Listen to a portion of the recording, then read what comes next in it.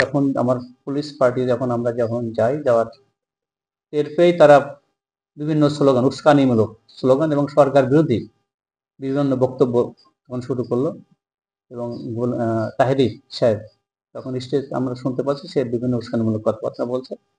আমাদের উপস্থিতি টের পেয়েই তার উপস্থিতি টের পেয়ে সে তার যে সাঙ্গপাঙ্গ ছিল, তার যে অনুসারী ছিল, তাদের কটনের মাধ্যমে তাকে কটন করে ফেলে, নিয়ে তাকে পালাতে সহায়তা করে এবং এক পর্যায়ে পুলিশের উপর তারা উদ্ধত্ত হয়ে তারা ঢিল, ইট পাটকেল এবং পুলিশকে আক্রমণ করে এবং আমার 3টা গাড়ি, পুলিশের ব্যবহৃত 3টা গাড়ি ভাঙচুর করে এবং আমার 6 জন পুলিশ সদস্য সেখানে আহত হয়।